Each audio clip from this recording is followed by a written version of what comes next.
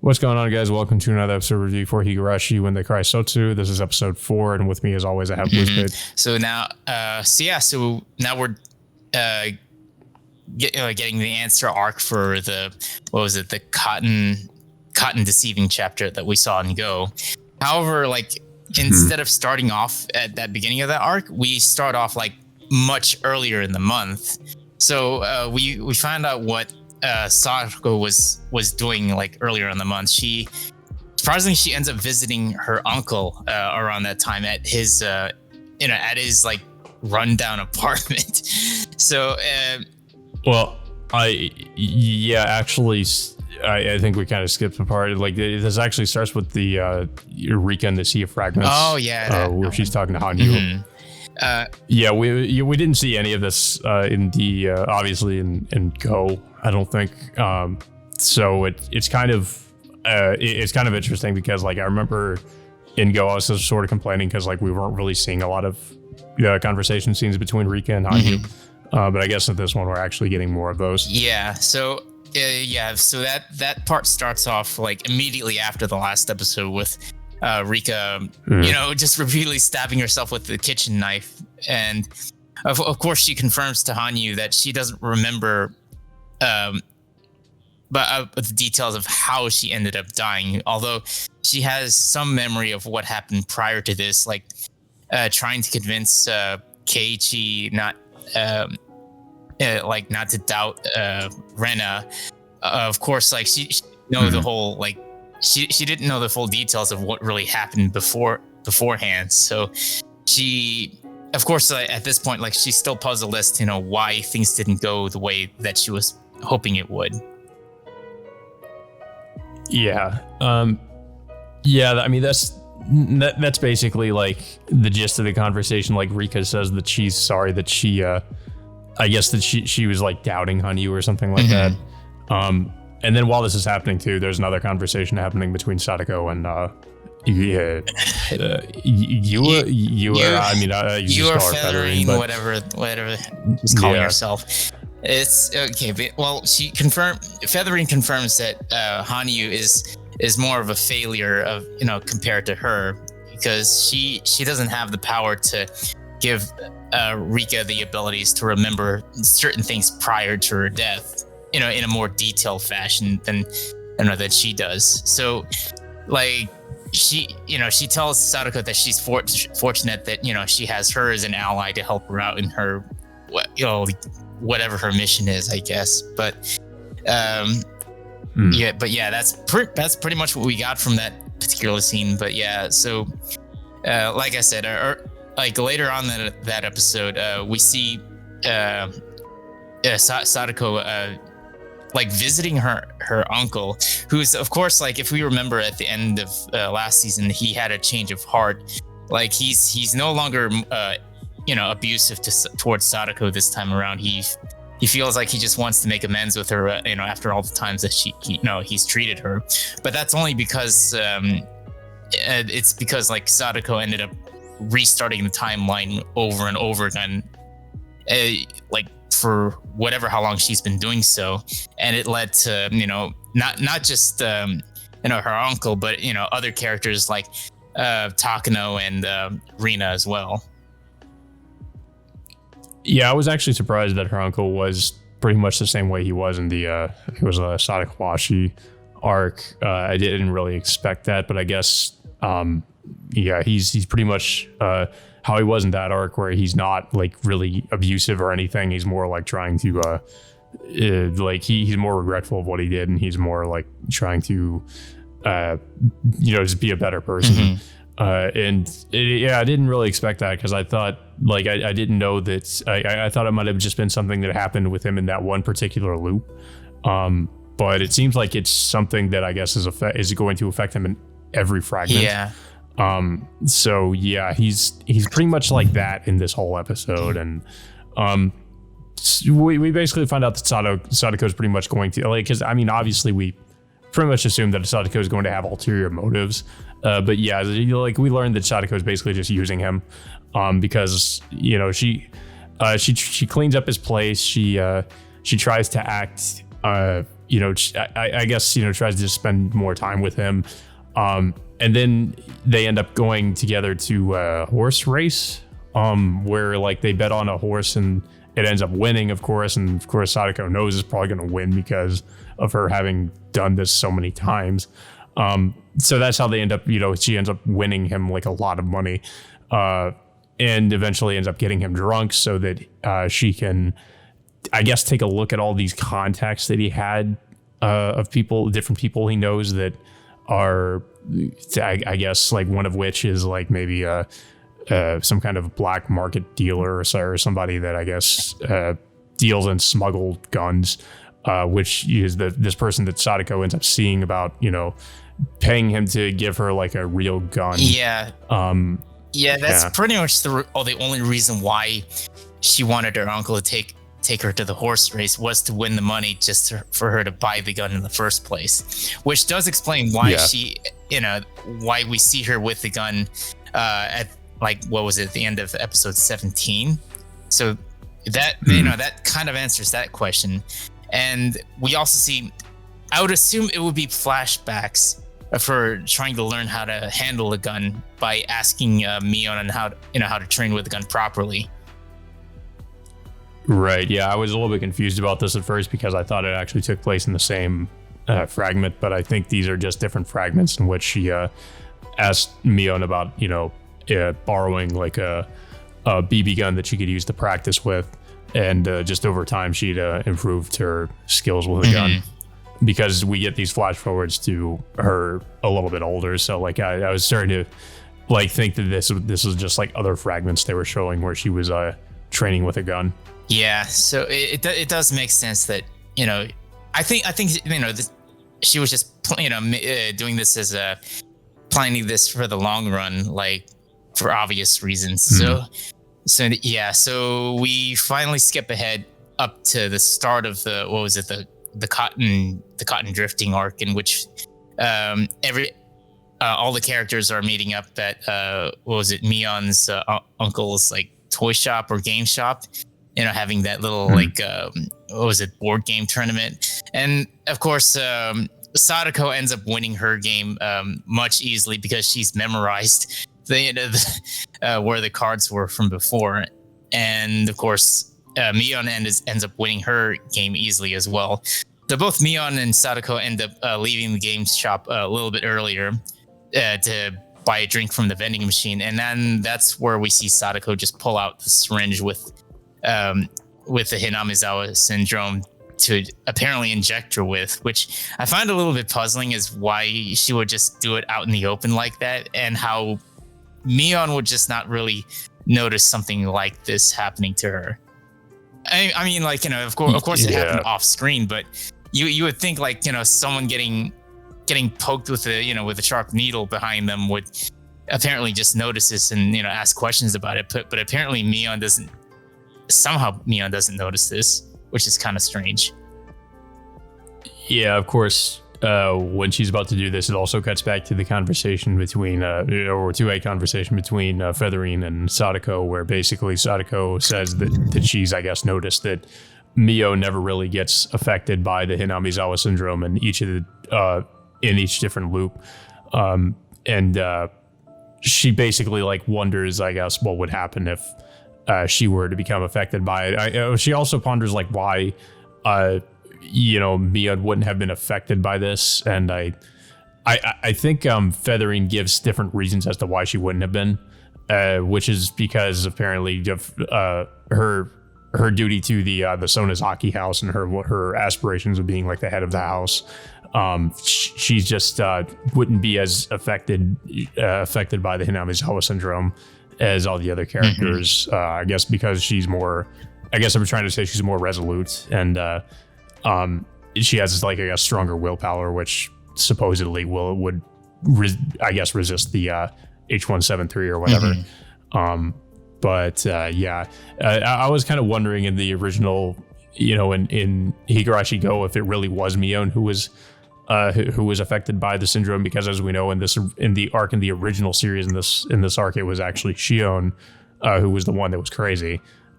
So I still wasn't sure if this was really Mion or if it was really Shion, because of course, as we know, the sisters like to kind of pretend to be each other at certain times, so it is a little bit confusing as to who might be who. But I guess they're trying to make it clear in this episode that it really, I guess, was Mion who was the one that was affected by it. But yeah, like you were mentioning, like Sadako has just kind of been very, I guess, very, very reckless when it comes to using these vials she has of the Hinamezawa syndrome. Because if you remember in the first arc, she just kind of threw the vials into the trash where like anybody could see it.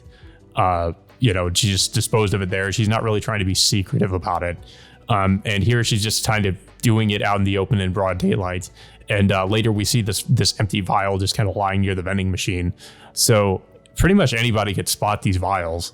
I'm kind of wondering what would happen if one of the people that was involved in the in the project would actually notice that, hey, that's one of our vials, that we have in our lab or something like that. That would have been kind of interesting if that were to happen, because like I said, she just kind of throws these out where anybody could kind of see them. So it's kind of surprising that she's so careless when it comes to this. Unless she's been doing it for every other loop before, and no one's been able to catch on to that, like until when shit hits the fan and all that stuff. But I don't know, maybe. But the only reason why she injected Mion in order to do this was to, I guess she thinks she could just she's trying to experiment of what would happen if she injected the vial into Mion. So it leads me to believe that she could be the person who ended up killing Mion at the end of the cotton deceiving arc. But yeah, because if you remember when they showed the Sadako's corpse and Mion's corpse lying there, it kind of looked like it was a setup based on the way they their bodies were positioned, like where the gun was and all that. It looked like it was kind of like staged to an extent. So like I wouldn't be surprised if we find out this was part of Sadako's plan or something. Mm-hmm. Yeah. But so far this is the end of part one of the cotton revealing arc. Of course, like we basically see, of course, the same scene play out. Yeah. That we saw from Go, where Keiichi gives Mio the doll. But the only real difference here is that we just see like a more clear of Sadako's face clearly, where she's clearly actually no, we see that Sadako actually heard what I guess what this was they're trying to say, that she heard what Rika was saying. So she's kind of in on what Rika was trying to do, I guess. Yeah, but it's already too late, seeing as the fact that she already injected Mion with with a syringe. So I mean, I'm also pretty sure that she's been catching on to what Rika's been doing in the previous arcs as well, including trying to convince Keiichi not to doubt Rena. Of course, at the time, it was pointless due to the fact that Rena was already injected with the syndrome in the first place. Yeah, I also should have mentioned the way that scene. I'm not sure if I mentioned, just the way that scene played out in that episode was just really hilarious. Like I don't know if that was intentional or not, though, with the Rika like it cutting between Rika saying that and then just like Rena stabbing Keiichi to death. There was just a lot more new scenes, I think, in this episode as opposed to like the first arc, which I kind of expected, because like I said before, there's just a lot of things that we didn't really know about with the first season, so I was kind of hoping that would be cleared up in Sotsu. Mm-hmm. This episode was definitely interesting and revealing a lot more stuff, including what Sadako's been doing even before like certain events happen. But I am definitely interested to see things from, I guess, Mion's perspective this time around, because I'm pretty sure we'll see things from both Sadako's and Mion's perspective in this arc. Because as we know, of course, in the first season, it was mostly like Keiichi.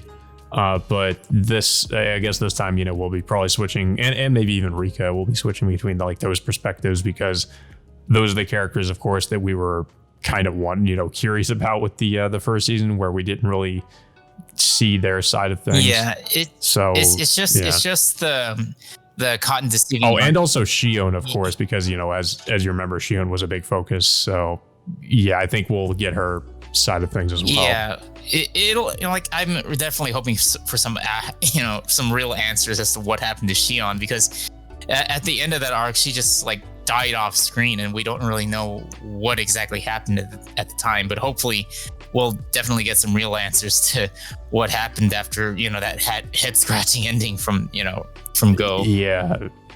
Well, yeah, and if you remember too, there was a pretty high body count with there was actually a lot of dead bodies they apparently found in the Sonozaki house at the end of that. Yeah, arc. And I was like, when did she kill all those people? We didn't see any of that. But we just hear from Oishi that all of those people were dead. And if you remember, when Mion took Keiichi over to the residence, there was literally nobody over there. And you have to wonder if... Yeah, that I found that weird too. Yeah, so you would think there would be bodyguards escorting her or any member of her family, but it, like I said, there was nobody there. It was just the two of them, and she takes Keiichi over to the underground bunker to lock him up down there, and there was literally nobody else to help him out until the police came around. Yeah. And it'll be interesting too, because we've only really seen Mion supposedly snap during that one scene in the first season where she's shaking the ladder, which if I remember correctly was supposedly that was Shion doing that in the original series. So I'm wondering how different Mion snapping is going to be in comparison to Shion, because Shion did kill a lot of people in the original series too, and I guess Mion, he's most likely going to go through the same sort of thing, as if the people she supposedly killed is anything to go by. She's going to kill a lot of people. So like I said, we only got to see her really go crazy in that one scene, but she must have just snapped much more if with the amount of people she supposedly killed. So I'm kind of curious as to how that went down. And also if Shion had any involvement in this too, because I'm if she knew anything about it, or if she's this time, as opposed to the original series where maybe this time she's gonna Shion's gonna be the one to try to snap her out of it or try to help her or something, because in the original series, it was kind of Shion was the one who was just totally crazy. Well, so, the reason why that happened was in the original series, I think it was, what was it? Keiichi gave the doll to Rena? That was a trigger. Yeah, because he gave the doll to Rena, and that kind of triggered Shion to remember Satoshi, which is what made her just really lose it. But here it's because, here it's basically because she was injected, or Mion was injected. Of course, Rika tries to change things by having Keiichi give Mion the doll, but as we know, it's already too late for that. So, it's a little bit different here. So I'm interested to see how this is going to play out, because there's just probably got to be a lot of new stuff that we didn't see in the first season. But I don't really have too much else to say. I'm just kind of excited to see how some of this is going to play out once we get to Shion's introduction and all the stuff we don't really know about what was going on with her, and of course what was going on with Mion. Yeah, definitely. I'm definitely looking forward to seeing all the answers revealed in this particular arc, because this was the one and only arc that had left a lot of our heads scratching. Of course, and also I'm curious on how the next arc is going to play out. I forgot what the name of the other arc. It was the one with Sadako. I think in the original it was Higurashi or something like that. I forget what it's called, and it was called in Go. But that'll be interesting as well. I expect with that one we'll probably just see how Sadako probably manipulated her uncle. So she's probably going to manipulate her uncle some more, and try to make it seem like she's being abused or something. And I'm wondering if there's really a price to what Sadako is, going to end up doing for all of her actions, considering she's just doing this for her own ends to, just mainly her only goal is to have Rika stay in Hinamizawa, but she's just basically just taking advantage of everyone else's kindness toward her.